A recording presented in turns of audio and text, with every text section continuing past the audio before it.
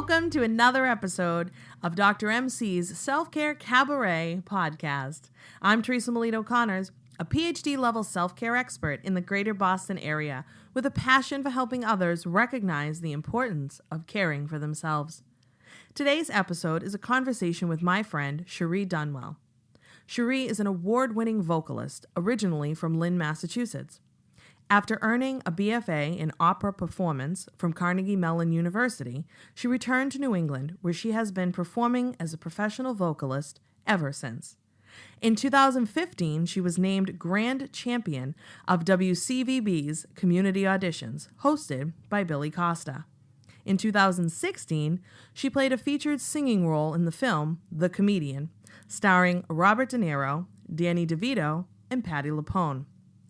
I first met Sheree many years ago as we would frequent the same fitness classes. And if you happen to listen to the episode where I interviewed my friend Karina Beltry and we chatted about our friend group that Karina dubbed The Investments, well, Sheree is a part of that group as well. She is smart, friendly, and talented. I remember seeing a lot of myself in Sheree when we first met. And although we have had different lived experiences, there's a lot of common ground in our lives and shared interests. Later, we started taking ballroom dancing lessons at a local studio and ended up performing together, and it was a blast. Sheree is one of those friends that no matter how much time has passed, we jump right back into our friendship seamlessly. I am delighted to have her here with us today and talk about self-care.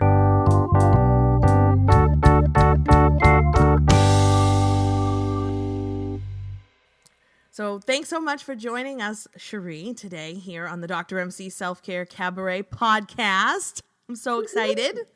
Yeah, thanks so much for having me. I'm really excited to be here. So I'm excited to ask you these questions. We got a handful of questions I came up with. We're going to cover a variety of topics. But first and foremost, as a performer, vocalist, dancer, and more, how do you like to practice self-care? So, I think my answer to that has evolved over time. Do tell. I have to admit that a decade ago, when I was kind of first starting my career as a performer, as a singer, I was sort of just always go, go, go, go, go, go, go, saying yes to everything, feeling like I had to do that in order to kind of stay relevant and stay kind of with it and, constantly be improving. And over time, I've realized that I was actually probably doing more harm than good in that way. And I think now, I've really finally come to see that the best way to practice self-care as a performer is to really be selective, to really pick and choose what shows I'm doing, what gigs I'm doing. It's really been very eye-opening to kind of take a step back and do less. So I think that's kind of like my overall strategy as far as self-care is concerned, is actually doing less, if that makes sense. I like that. And maybe even saying no occasionally. Admittedly, and I'm sure people listening to this will probably agree, sometimes it's really hard to say no, especially if, for example, if I have requests to do gigs that all seem really great to me, but, two are happening in the same day. 10 years ago, I probably would have said, well, that one ends at 1. The other one starts at 4. So I could probably fit both in. But what I was really doing, even though they were both enjoyable, fulfilling gigs for me, I was actually doing myself a disservice because I was exhausted. I was absolutely exhausted and burning myself out. And so it's become much more of a model of, you know what, I got to say no to this thing and I'll say yes to this thing. And if it works out in the future that the universe delivers me another opportunity like that in the future, then great. But if not, it's not meant to be. Wow. No, I really like that. And that's definitely something I've struggled with too in the past, with saying yes to like everything and not saying no when I should, because, especially I feel like in the performing arts, and as you know, and my listeners know, I do have a strong performing arts background and whatnot. And, you know, definitely that hustle of like gig to gig and auditions and whatnot, or choreography opportunities was like, yes, gimme, gimme, gimme, gimme, gimme. When like really that was at like the expense of my well-being and sanity, because you really can't do like everything. You have to say no. Absolutely. So I think that's important. And I think it's really the opposite of what someone might think that a performing artist has to do also. They're like, well, you have to say yes. How many gigs do you have that you can say no to some? But really, you have to. Right. Yeah. It's so true. And I think a lot of it has kind of gone hand in hand with me, like kind of figuring out who I am as an artist as well. Because I think, you know, if you'd asked me 10 years ago who I was, I don't think I really knew. And so that was another reason why I was saying yes to so many things, because it was sort of like, well, yeah, I'll do this R&B gig. And then of course I'll do this musical theater show. And then, yes, I will absolutely do this wedding. And, oh, absolutely, jazz hour, sure. And I think it was just like, yes, give me all of the gigs because I can do it all and I want to do it all. And now I'm realizing that even though it's good to feel like you can do it all, it's not necessarily good to do it all. So... Very good. Very correct. Maybe that might be the episode title. Not good to do it all. We'll see. Maybe we'll come up with a better one as we work our way through the interview. But that I like that. With all of that being said, and balancing, you know, the performing career and also working full time and balancing relationship and just life in general, is there anything you have to do to kind of balance everything, or is really you're saying no kind of how you do that?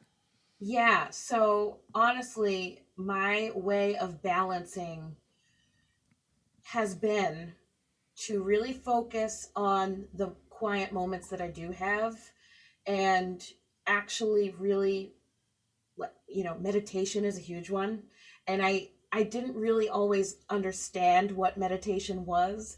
And then I want to say maybe 5 or 6 years ago, I kind of got into the habit of using meditation as sort of a relaxation technique, because I wouldn't call myself high strung, but I would definitely say that I get anxiety, right? I have a lot of anxiety. I'm in therapy. Therapy is also a really good self-care. 100%. I feel like we're promoting therapy in like every episode, because I work with a therapist, and many of my guests have also disclosed that information. Yes, 100%. It has been so helpful. But yes, meditation, but also moving. And something also that I think I've come to learn as I've gotten older and wiser is that you don't have to burn your body out to get a meaningful workout, to get a meaningful session where you're burning calories. I'll dig a little into this a tiny bit, but to kind of reveal a little bit about me, I was recently sort of diagnosed as hypothyroid. Oh. So I have hypothyroidism. Technically, I'm sort of kind of in the subclinical stage, but one of the things that I researched and realized was that all of this go, go, go, go, go was actually really bad for me as somebody with hypothyroidism. So I had to really learn how to not go all the time. And that includes working out. It includes not always having to go like full force into your workouts, sprinting and lifting as heavy as you can lift. And those are all wonderful things, right? But I think I've realized now that the yoga is really beneficial. The Pilates is really beneficial. Nice, even-keeled walks are beneficial. Even a 5-minute dance party is beneficial. Right? Doesn't have to be these epic things. No, it doesn't. And it's so funny because, and I hope more people who hear this can relate, but I'm an overachiever, right? And I think I'm sure there are a lot more people out there who would agree that they are also overachievers. And overachievers have this tendency to feel like they've got to be perfect at everything, but also go one step further with everything that they do.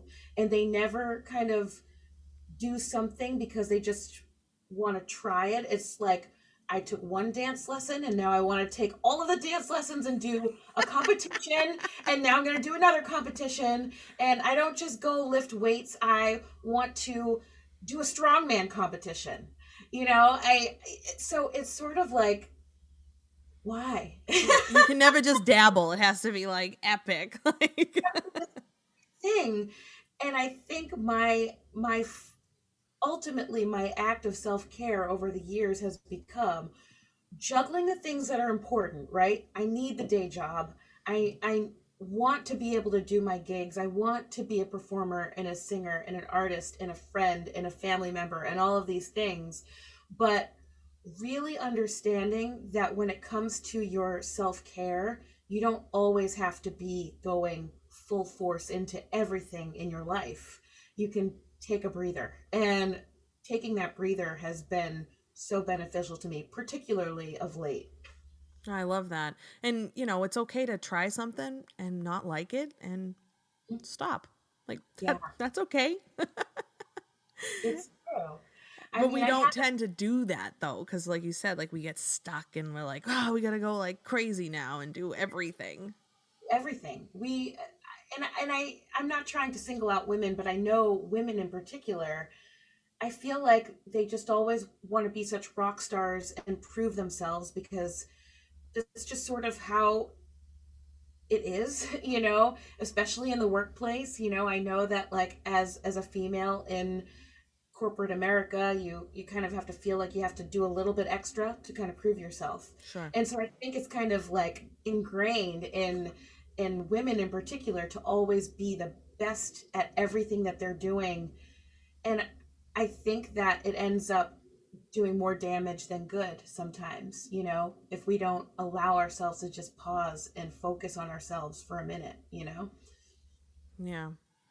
You mentioned meditation, and that is one of my favorite self-care practices, and folks are really hesitant to start that. I don't think they really understand. There's a lot of myths around meditation. You got to sit there, in the pose and 45 minutes thinking nothing. It's like, well, no, that's actually not what meditation is. But so how a little bit maybe about how you got started. Do you do short meditations, guided meditations? Like, what do you like? Yeah, so I actually do short meditations. Sometimes I find little guided meditations on YouTube. Awesome. Love YouTube. So for me, it really kind of stemmed from a period of time about 5 or 6 years ago where I was really struggling mentally. I was going through a really difficult situation and I didn't really know how to cope with it. And I was in therapy, but it just wasn't enough, right? It wasn't enough at the time. And so I started to do a little research on meditation. It seemed overwhelming, but I read something that really clicked with me. And it was, even if it's 15 seconds to start, it's something. Absolutely. And so I started by doing just like trying to do like 60 seconds, in the morning when I wake up, like before I even get out of bed, just kind of like 60 seconds where I don't have to rush and get ready and get in the car and get in traffic and go to work and do this and that and this and that. I just wanted 60 seconds where my eyes were open and I just laid there and did nothing and just breathed for 60 seconds. And I found that it was starting my days off so much better and so much more grounded doing that. And can you imagine what just 1 minute will do, right? Yeah, no, I love this. Right? So, I mean, now it's kind of evolved and now it just depends on the day. Sometimes I'm like, you know what? I just want to pause for 60 seconds. Sometimes I will actually do something even more deliberate where I sit down on my yoga mat and I will go for like 15 to 20 minutes. Frankly, I'm not one of those people that can sit on a mat for 30 minutes and meditate. I can't do that. And you don't have to feel the benefits, though. No, exactly. It's like 1 minute truly is enough for me on most days. But it really does just help you kind of like clear the mind and just get grounded before everything else in life just starts coming at you, I love that. And that's important. And I'm always saying in my sessions, like, listen, like 2-3 minutes, if that's all you have, I'm going to change it though, because of Sheree. And I'm going to be like, listen, 1 minute. I have a friend who does 1 minute, and that's how she got started and feels benefits. So that's even better. But I love it because we get like, it's like, oh, well, if I don't have, 2 hours to do this thing, and why even bother? If I can't go, crazy, whatever. It's like, no, a 5-minute dance party, 1 minute meditation, a quick walk, like something, like just take that pause and let yourself kind of come back down to the ground and be grounded. Yeah, very powerful, really helpful. That's awesome. So I want to talk about something a little, I think this is fun. So my listeners may or may not know this, but back in like 2007-ish, I was working regularly on various films in Boston, music videos and commercials. I mean, as an extra. I did get, some SAG points, some Screen Actors Guild points, and definitely got some screen time. But my friend Sheree here was actually in a movie back a couple of years ago, and in a pretty exciting part. So I'd like to hear more about that, and with two of my favorite actors of all time. So share more about that. Right? So yeah, it was kind of this wild and bizarre and amazing and wonderful whirlwind of an experience. And I still can't even believe that it happened, honestly. It's just sort of weird how it all kind of came together. But basically, for all of you listeners out there, I was in a film called The Comedian with Robert De Niro and Danny DeVito. We filmed it in early 2016, and it was released in, I think, March or April of 2017. And basically, I don't know, should I get into the story of kind of like how it happened? And Sure, yeah. And is Patti Lupone in it also? Yes, Patti Lupone. My God. I know. And me too. I love her. So I'll first tell the story about like how this ended up happening, and then I'll tell you a little bit about like my experience like on set. So I'm in a band. We're called the Free Downloads. We do mostly private functions and weddings and all kinds of fun stuff around the New England region. And one day there was a casting notice that was sent to our band leader, a film that was looking for a live band to play in the movie during a scene. We thought it was just like local Boston, like I thought it might have come from Boston Casting, but it didn't. So we thought it was maybe going to be like a student film, something like that. Sure. It was, we were like debating, do we do this? Do we not? And we kind of just said, you know what? We've got nothing else to do. Why not? Let's just go for it. So we responded to the casting notice, and we get an email back from the director's assistant, and she says, the director really likes your band, and I think we'd like to hire you guys. We're filming in New York. And I was like, okay, we're filming in New York. What? And the director, Taylor Hackford, would love for you guys to come out and film with us basically in a week. Oh my God. So much fun. I did a little Google poo of Taylor Hackford and start to see like, Ray with Jamie Foxx, he directed, and I'm like looking at his filmography, and I'm like, okay, this guy's like the real deal. So then I Google Taylor Hackford next movie, and there it says The Comedian with Robert De Niro. And I called my band leader, George, my buddy, he's my friend, George. And I said, George, I think this is a Robert De Niro movie. He's like, no way, that's not going to happen. This is like probably a student film. It's not a Robert De Niro movie. Sure enough, the next day, we get all of the information.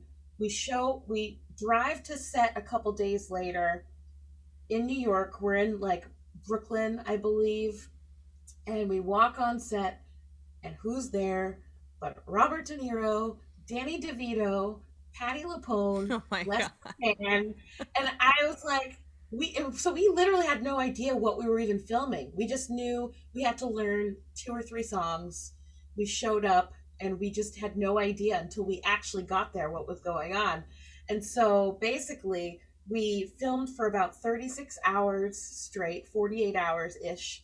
and we performed the same 2 songs each about like 100 times. Easily, yeah. But it was such a great experience. And I have to say, Danny DeVito is the best. He's wonderful, so friendly. He came up on the bandstand and was like chatting with us and being really wonderfully nice. And Patti Lupone, so the moment of my life. The moment of my life was when Patti Lupone came up to me and said, "You have an incredible voice." Oh my God. I would have been like, can I have that in writing, please? I like almost cried. Oh, like, I don't even know if there's a better compliment, truthfully. Like, that's amazing. Seriously, I was like, my life could end right now and I'd be pretty happy. Oh, seriously, that's so much fun.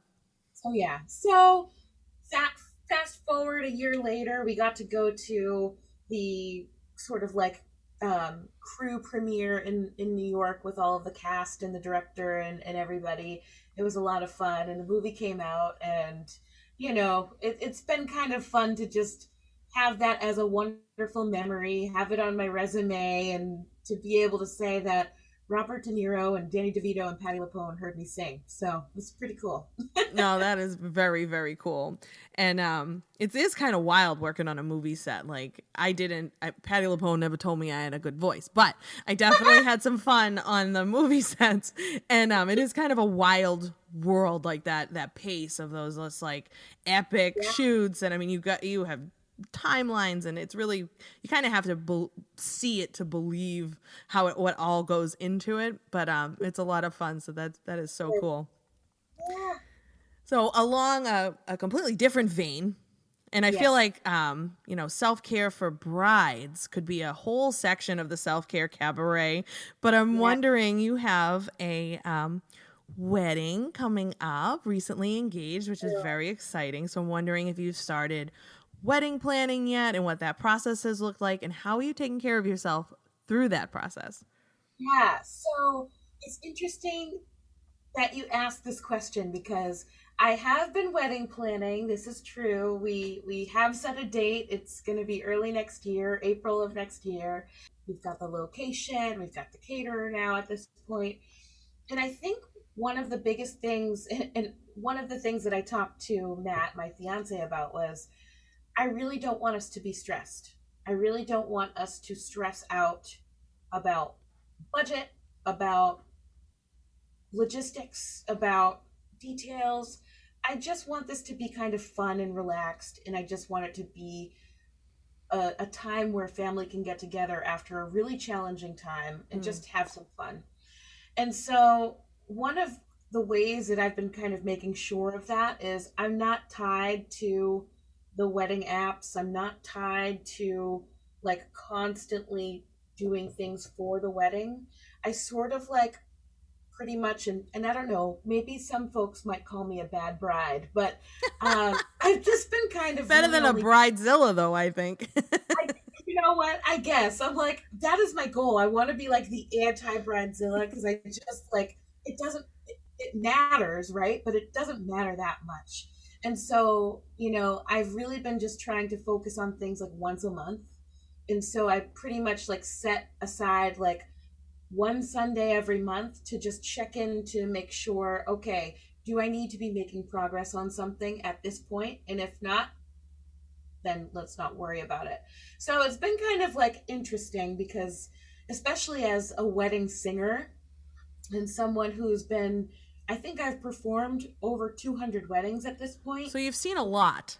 I've seen a lot, which I have to admit is also helpful, right? Because it's like, oh, I remember when this bride did, instead of a cake cutting ceremony, they had a piñata shaped like a cake. Oh my God, cute. You remember cute details like that, and it makes it a lot easier. But for me, I just didn't want to be consumed by this, right? Like, I think it's so important to not be consumed by things in your life, because I used to have a habit of doing that. I used to have a habit of just like I said, going from taking a dance lesson to signing up for a competition, and like how do I stop doing that in my life? And with the wedding, I really wanted to make sure that I was not kind of putting too much stress on myself. And so far it's been working out. I've got like a few details locked down, and the months are going to tick by, and who knows what will happen 6 months from now. But for now, that's been my philosophy, is just only focus on what I have to for now, and then kind of go from there. I think that's awesome. And I think it's important to remember, like, keep it all into perspective. Like, what's the important thing about that day? That you have fun, right, and that you and Matt are there together and take this step to live the rest of your life happily ever after. I mean, that's really the outcome, the main point of the event. And people get so wrapped up in, spending tens of thousands of dollars, even more, what the average wedding, I know 6 years ago when I got married, was like $50,000. I was like, that's not real life. No, I know. And it's like, I think that you can make the day memorable and full of love and not put yourself out financially. And hey, if you have that kind of money to spend, all the power to you. Oh, right? Absolutely. But I know I don't. We didn't either, for sure. But we prioritized what was important. And there were certain aspects that, like, okay, we were willing to splurge here, but cut back here. So we had that negotiation and what was like going to be the important pieces of it. But at the end of the day, what was important was that we had a lot of fun and that we got married. And we achieved both of those things and so much more. But we did not necessarily, and because we did a lot of DIY, we didn't necessarily, rack up that ridiculous bill that people tend to do. I know. So I mean, I've seen pictures of your wedding, and I could just tell you guys had an absolute blast at every turn. And I think I even recently saw a video of the music, and it was just like such a lively, wonderful, personal event. Like, I could tell that it was just really personal to you guys.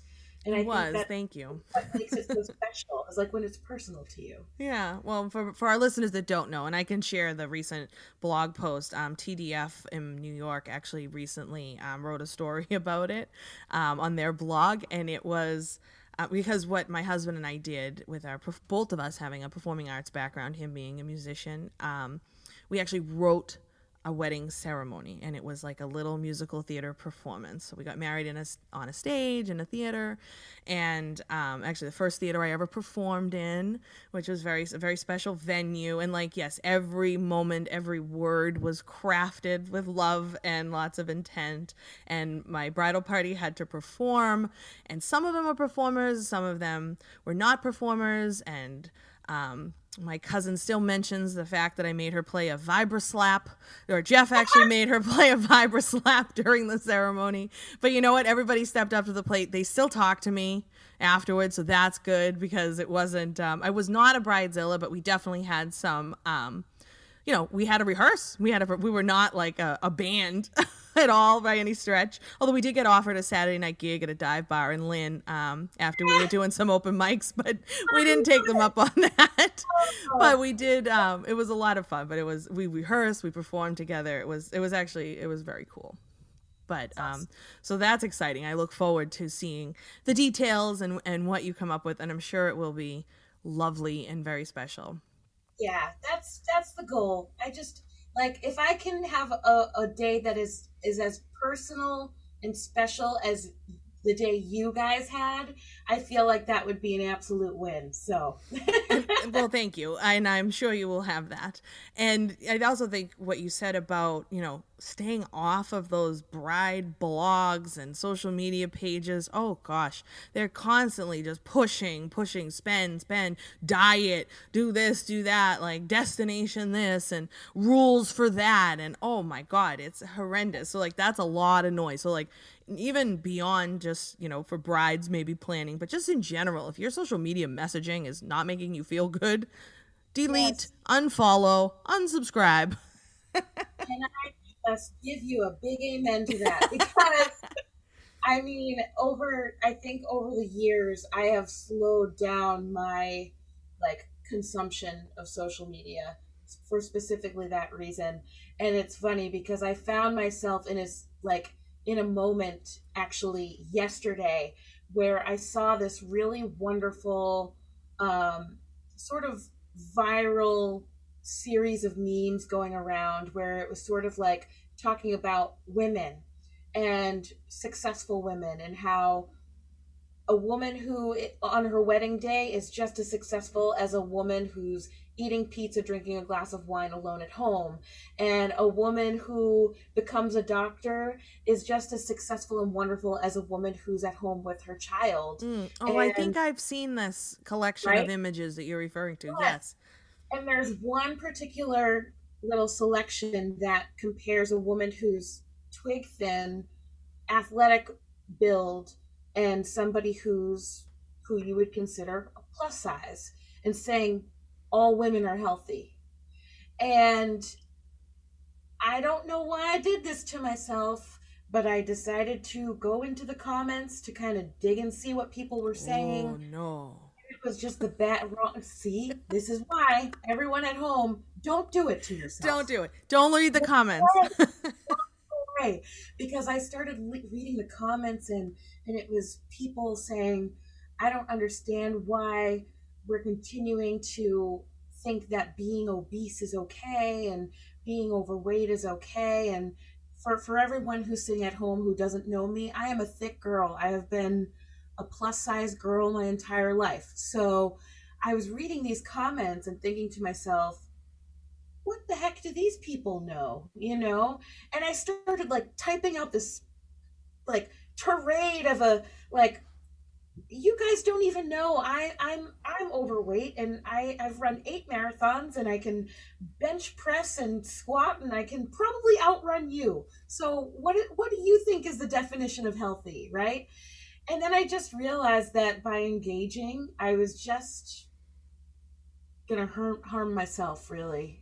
Yeah. Don't feed the trolls. Exactly. Don't feed the trolls. Don't feed the plants from Little Shop of Horrors. Yeah. I'm gonna have to do like a little spoof of that and do "Don't feed the trolls." Nice. Excellent. Yeah. No, it's awful though. No, definitely don't read the comments, and that it's too bad too, because the idea behind those images is like really important and like makes you want to stand up and salute, and then you got like people that are just nonsense. Yeah. So that's too bad. I'm sorry you got sucked into that.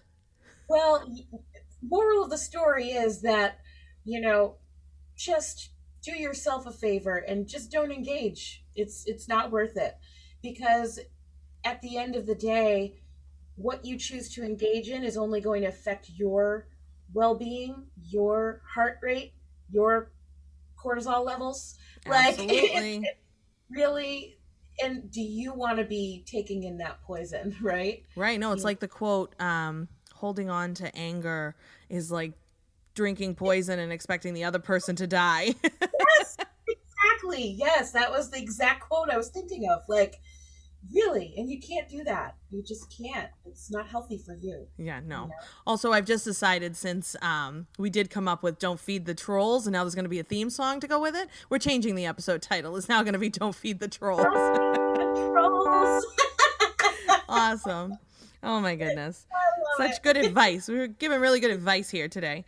So my last question for you, and I know I may not be Patti Lupone, however, I do also believe and stand by her comment that you are hands down one of the most talented vocalists I have ever had the pleasure of listening to. I have seen Sheree out after a night of performing, dancing. We were dancing in a show together. We went out to a local watering hole and we're dancing, continuing to dance and be goofy at the place. And I don't even know what happened. Next thing I know, she just had the microphone and she's up on the stage belting out Respect by Aretha Franklin. I was just like, oh my God. And that wasn't even the first time I think it was the first time I heard you live, because I did see some of your performances when you were on Community Auditions. Is that the name of the show? When you won Community Auditions. And even recently you had a video posted. It was a live, you were performing somewhere and someone asked you to do an Italian aria that you hadn't sung in like a long time. And Listeners, she pulled this like right out of her tail and killed it. I actually saved the video and like sent it to my mom. I was like, this is my friend Sheree. Like, you have to hear her sing because it's unreal. So anyway, so with that, so again, I know I'm not Patti Lupone, but I gotta lay the stage. So, I would say humble beginnings in the Lynn public schools, right? Mm-hmm. Then you actually went off to Carnegie Mellon, which is a very prestigious college, of course. And so what would you give to advice? What would like be one piece of advice maybe to someone looking to embark on a career in the arts and someone else that wanted to do what you do? Okay, so I have 2 pieces of advice, and they're very important. They're pieces of advice that I wish I had known when I was younger. The first is, don't put yourself in a box. You can absolutely be passionate about one style of art, and that's okay. And if that's what you want to do, then go for it. But if you're like me and you find yourself studying classical singing, for example, but really want to do other things, but feel like maybe you won't be good enough, don't let that mindset set in and just go for it. Because I think one of the biggest things that young performing artists are not taught today is how to adapt and how to be hireable. And when you're a performer, you're relying on people to hire you to perform, right? For the most part. I mean, we're in an age now where people are really creating wonderful digital social platforms for themselves, right? So there's that. But ultimately, if you want to be a live performer, you have to rely on people to hire you. And if you want a career, there's nothing wrong with kind of going outside of what maybe the path that you originally thought you were going to be doing. I thought I was going to be an opera singer, and then I realized that I wasn't quite cutting it there, and had to kind of figure out, well, now what do I do? And I wasn't sure. And by chance, someone hired me in an emergency, and I know I wasn't any good, but they hired me anyway. And I did this wedding, and I sang Alicia Keys, and it surprised me truly that I could do it. And so it kind of forced me into this other direction that ultimately has helped me to realize how much I love just performing in general. And so my biggest piece of advice is, do not stick yourself in a box if you don't want to be in that box. If you want to be in that box, that's a whole other story. But if you don't want to be in a box and you want to have a diverse, varied career, it's okay to step outside of that box and do other styles. My other piece of advice is, do not ever listen to anyone who tells you that you cannot.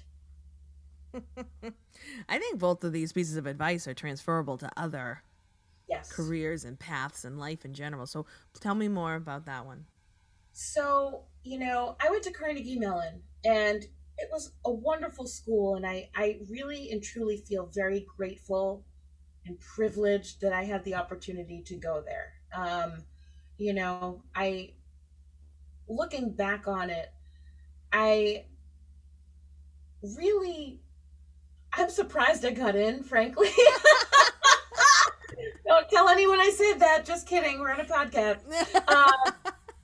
I'm surprised I got in, but I did, okay? And I wasn't the best in my class, and I think I always knew that. But I had some teachers who told me that I would never be a performer. They told me that I should maybe leave the voice program and just study musicology, become a librarian or a musicologist, or they told me I would never be a performer. And I know that I believed them. Okay, I believed them, and it certainly took a toll on my confidence as a performer, which is evidenced by the fact that inevitably I went on to graduate and I applied for grad school, and I got callbacks based on my pre-screening CDs. I got callbacks at all of these wonderful schools like Juilliard and Northwestern and BU. But when I got to these auditions in person, I was a ball of nerves, and I kept hearing this voice in my head that said, "You're not good enough. You're not good enough. You're not good enough." Oh, I bombed all of my auditions, and I didn't get into grad school. Now, looking back, 15 years later, I think at this, yeah, oh my God, more. yeah. Oh my Yikes. goodness. Looking back now and watching videos and listening to CDs of young Sheree, it wasn't that bad. Like I listen now with a compassionate ear, and I realize that it really wasn't that bad. And I wish that I hadn't listened to those teachers. I wish I hadn't listened to them, because I think we all end up where we're supposed to be, and I do believe that I'm where I'm supposed to be right now. But I do think that, had I maybe turned my ears off to the naysayers a little bit more, I might have grown into my confidence a lot sooner. So my second piece of advice, therefore, is really do your best not to let people convince you that you're not good enough, because you are. And even if you aren't right now, you will be with work. Absolutely. That's bottom line. I think that goes even back a little bit to don't feed the trolls, like those negative voices. And I have negative voices in my head too. I think everybody does. I haven't met anybody yet who tells me they don't have any negative voices ever. I think they'd be lying. But, do you feed it? Do you feed that? Like, what is it that you give your energy to? And that's really too bad. I actually didn't know that. I'm sorry that you experienced that. They should have talked to Patti Lupone. We should have got Patti Lupone earlier. Liked me, right? So on the bandwagon. We should have got her on the bandwagon much sooner. Actually, what would be good to mention is one of the biggest acts of self-care that I think I've come into most recently is realizing when a job is not a right fit. So yeah, that's a big one, because I was working in an advertising agency for a few years, and it's very high pressure, always kind of going, and it wasn't feeling right to me. And over the course of 3 years, I had gained 60 pounds. I was developing some really bad health issues, including the hypothyroidism that I was talking about. And so it just was becoming clearer to me that I was really just kind of slowly killing myself, honestly.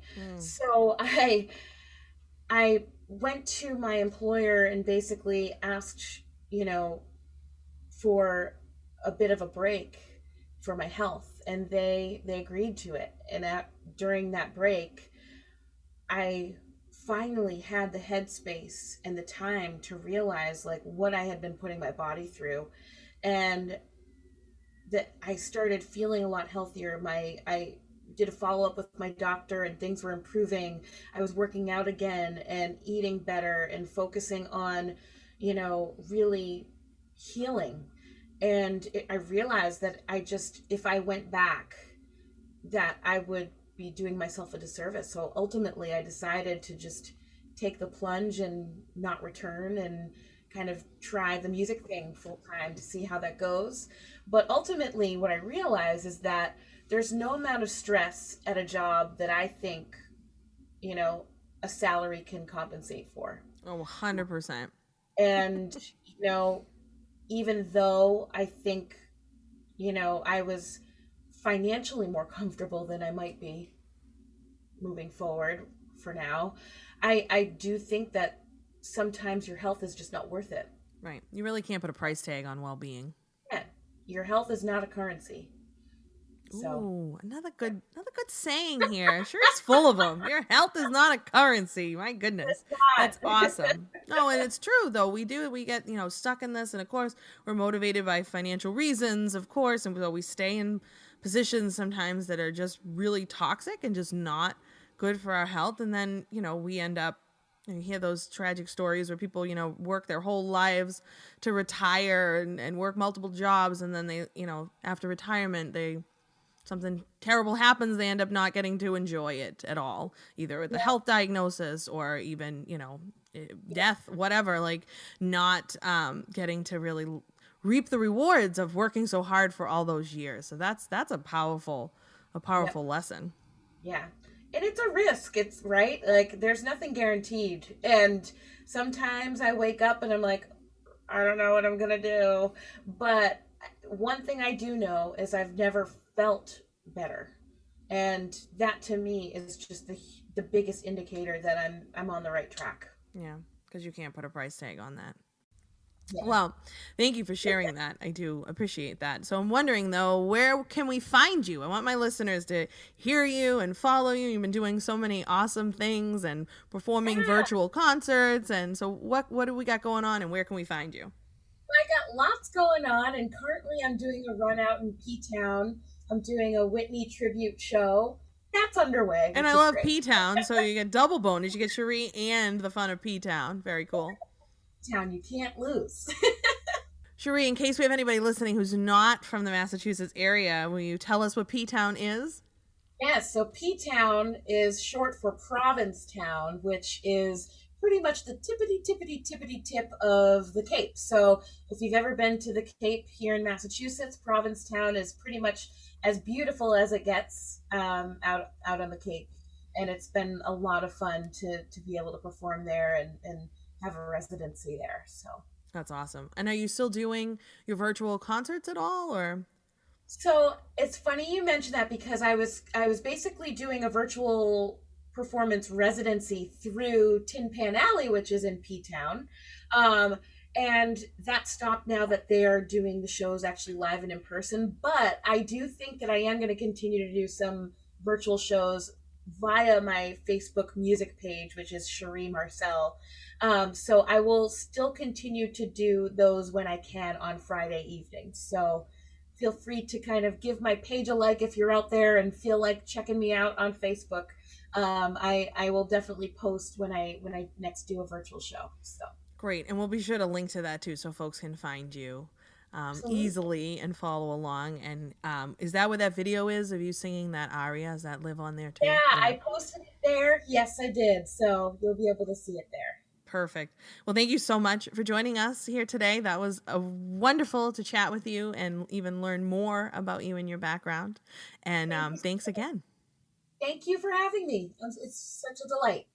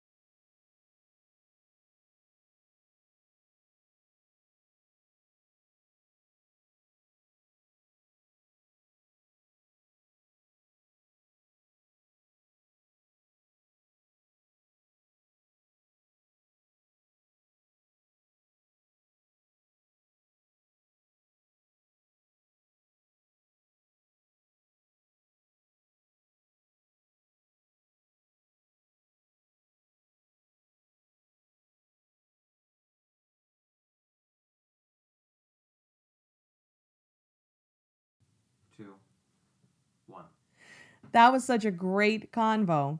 Sheree highlights an important aspect of how we tend to start taking care of ourselves as we age.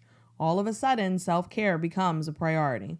This was also consistent with my dissertation study research findings as well. I find it fascinating. How do we shift and tell those younger than us to prioritize their health in their youth? It's not something that you wait to do. Sounds like a great topic for a future podcast episode. Sheree also reminds us that it's okay to do less, to breathe, and to say no. And if all you have is 1 minute to meditate, do it. Take that brief pause. You will experience benefits. And it is so essential to protect your sensitivities and your energy. Don't absorb all the toxicity around us on the news, in the media, in the comment sections of things you read online. Don't feed the trolls. Lastly, Sheree's advice is spot on. Don't put yourself in a box, and don't listen to those who tell you you can't do something you want to do. Be sure to check out the episode notes for links to resources, including Sheree's social media and website, so you can stay up to date for any upcoming shows she has. And thanks for listening to this episode. Remember to subscribe and rate this podcast on your preferred player. The ratings help us grow and share the message of self-care. If you have comments, suggestions, or questions, please reach out directly by emailing podcast@drmcselfcare.com. That's drmcselfcare.com. And come join the cast party at Dr. MC's Self-Care Cabaret on Facebook and Instagram at DRMC Self-Care, or my website, drmcselfcare.com. Be sure to like, subscribe, and love me across all my social media platforms for the most up-to-date information on self-care. See you next time. Stay well and do good.